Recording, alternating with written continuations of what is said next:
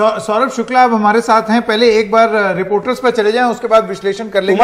उमाशंकर सिंह भी हमारे साथ हैं। तो सबसे पहले तो सौरभ शुक्ला, आप जरा हिमाचल का हाल बता दें। देखिए, हम सुबह से बोल रहे हैं कि 3 जो इंडिपेंडेंट्स हैं वो आगे जा रहे हैं और वो बहुत बड़ी भूमिका निभाने वाले हैं। जैसे अभी आप लोगों की बात सुन रहे थे, आपने बताया कि नालागढ़ से केएल ठाकुर हैं, पूर्व विधायक हैं बीजेपी के रेबल हैं। इनको मंच से जयराम ठाकुर ने धक्का दे दिया था और नाराजगी में जाके चुनाव लड़ रहे हैं और ठीक ठाक मार्जिन से आगे चल रहे हैं।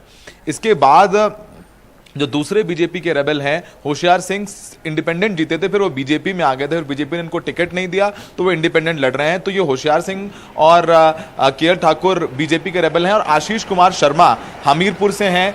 कांग्रेस ने इनको टिकट दे दी थी लेकिन उन्होंने फिर टिकट वापस कर दी और इंडिपेंडेंट लड़ रहे हैं और अच्छे खासे मार्जिन से जीत रहे हैं। तो आशीष कुमार किसी भी तरफ जा सकते हैं, लेकिन केएल ठाकुर और होशियार सिंह दोनों ही धूमल साहब के बहुत करीबी हैं। तो धूमल साहब अब पिक्चर में आ गए हैं, जिनके लिए अनुराग ठाकुर काफी भावुक भी हुए।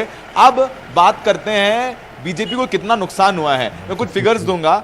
जिन सीटों पर बीजेपी के रेबल लड़ रहे हैं उन सीटों पर कांग्रेस आगे चल रही है। जैसे कृपाल परमार, जिनको पीएम मोदी ने फोन किया था फतेहपुर से, वहां पर कांग्रेस को फायदा हो रहा है, कांग्रेस आगे चल रही है। किन्नौर से तेजवंत नेगी जो एक्स एमएलए हैं बीजेपी के, वो इंडिपेंडेंट लड़ रहे हैं। किन्नौर से कांग्रेस आगे चल रही है। तो कांग्रेस को फायदा हो रही है, जहां पर बीजेपी के रेबल हैं उन सीटों पर कांग्रेस आगे चल रही है। और अभी ताजा अपडेट देते हैं संकेत। इस वक्त सीएम के घर, जयराम ठाकुर के घर, देवेंद्र फडणवीस, विनोद तावड़े और मंगल पांडे, ये तीनों पर्यवेक्षक हैं जो अब पहुंच गए हैं जयराम ठाकुर के यहां पर। तो बीजेपी ऑलरेडी प्लान बी पे काम करने लग गई है। तो मैं फिर बोल रहा हूं कि अगर कांग्रेस 40 से नीचे रहती है, जिसका आप पूरे संकेत लग रहे हैं, तो सरकार यहां बीजेपी के बनेगी। बीजेपी ने बहुत तगड़ा प्लान भी बनाया हुआ है।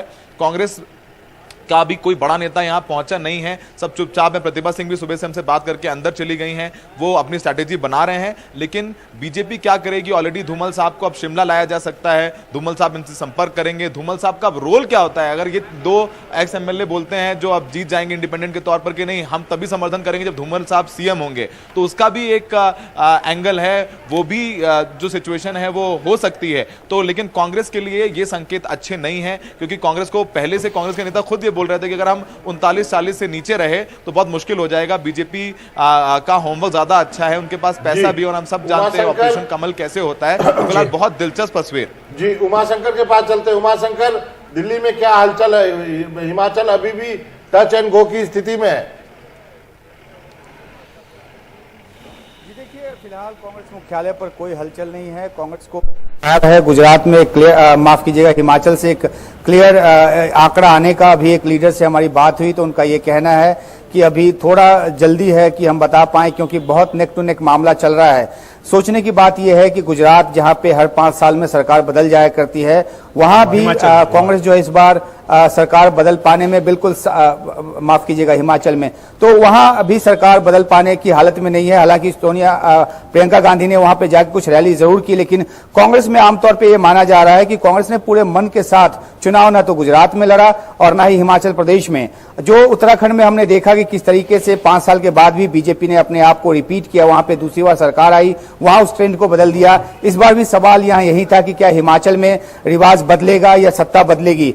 तो जो अभी बेशक 2-4 सीटों का फायदा कांग्रेस को होता नजर आ रहा है, ज्यादा नजर आ रही है वो बीजेपी से, लेकिन अंत में क्या होगा, जैसा कि सौरभ शुक्ला भी बता रहे थे कि बीजेपी की प्लानिंग वहां पे अच्छी है, कुछ निर्दलीय भी वहां पे जीतते नजर आ रहे हैं, जिसके साथ वो आंकड़ों के खेल में आगे जा सकती है।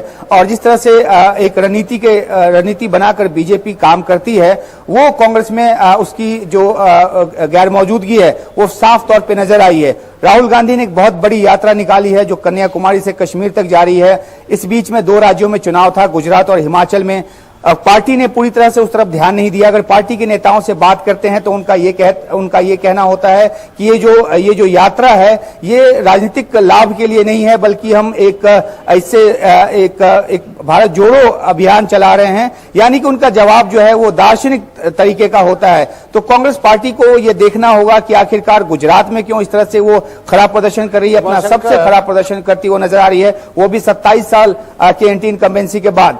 तो कुल मिलाकर कांग्रेस पार्टी पूरे मन से चुनाव लड़ती नहीं है। उत्तर प्रदेश में उसने बहुत ताकत लगाई, जहां पे उसका संगठनात्मक ढांचा मजबूत नहीं था, लेकिन यहां पे गुजरात में जिस तरीके से उसको मेहनत करनी चाहिए थी वो करती नजर नहीं आई, और यही वजह है कि वहां पे आम आदमी पार्टी भी अपेक्षाकृत बेहतर करती नजर आ रही है। सीटों की तादाद उसकी अभी 2.5 अंक के आसपास नजर आ रही है, लेकिन कांग्रेस पार्टी में इस बात को लेकर काफी एक हलचल सी है कि आखिरकार जहां हमने मेहनत नहीं की वहां पर भी 25 और 30 सीट आती नजर आ रही है। अगर थोड़ा मेहनत कर लेते तो शायद ज्यादा बेहतर होता, क्योंकि ग्रामीण इलाकों में अभी भी वोट कांग्रेस पार्टी का इंटैक्ट है। तो ये सब कुछ है जो कांग्रेस पार्टी को बता दूं, ये तो चिंतन गजब का करेगी। रिकॉर्ड टूटने जैसा लग रहा है गुजरात में, क्योंकि जो लीड्स हैं अब बीजेपी की वो 155 हो गई हैं। आप सोचिए 182 में से 155 एक पार्टी ले जाएगी।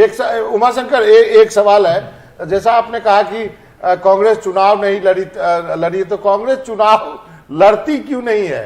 कांग्रेस के नेता इतने उदासीन क्यों हैं और इतने दार्शनिक जवाब आपको वो प्रेस कॉन्फ्रेंस में देते हैं? तो क्या हम कहें कि मतदाताओं ने भी कांग्रेस को दर्शक बना के छोड़ दिया है? जी देखिए, कांग्रेस पार्टी में सबसे बड़ी समस्या ये नजर आती है कि महत्वाकांक्षा हर किसी में होती है, हर पार्टी में होती है, हर लीडर में होती है, लेकिन कांग्रेस पार्टी में व्यक्तिगत महत्वाकांक्षाएं इस तरह से जोर मारती है कि किसी भी राज्य में कांग्रेस पार्टी एकजुट होकर लड़ती नजर नहीं आती है। और हिमाचल में भी अगर आप बात करें तो वहां पे भी एकजुट नजर नहीं आई। आनंद शर्मा जो कि हिमाचल प्रदेश से आते हैं वो लगातार नाराज चलते रहे हैं। इसी तरह अगर गुजरात की आप बात करें तो वहां पे किस तरीके से प्रदेश में खटपट रहती है अंदर, ये किसी से छिपा नहीं हुआ है। और दूसरी बड़ी बात है कि लीडरशिप को लगता नहीं है कि उनको फोकस कहां करना चाहिए। ये भारत जोड़ो यात्रा जो कन्याकुमारी से चली, रास्ते में गुजरात पड़ता था, लेकिन कांग्रेस पार्टी की तरफ से तमाम दलील दी गई कि आखिरकार ये जस्टिफाई करने की कोशिश हुई कि आखिरकार गुजरात की तरफ से यात्रा क्यों नहीं निकली। शायद उनको इस बात का अंदेशा था कि गुजरात में हालत खराब होगी और उसके बाद ये यात्रा जिसको कि 2024 के मद्देनजर निकाला गया है उसकी कमी निकलकर सामने आ जाएगी। तो इसलिए अच्छा है कि उस राज्य से गुजरे ही ना। अगर सोचिए कि ये यात्रा गुजरात होकर भी आती और तब इस तरह का नतीजा आता तो शायद जो रणनीतिकार है उनको और ज्यादा उनकी फजीहत होती।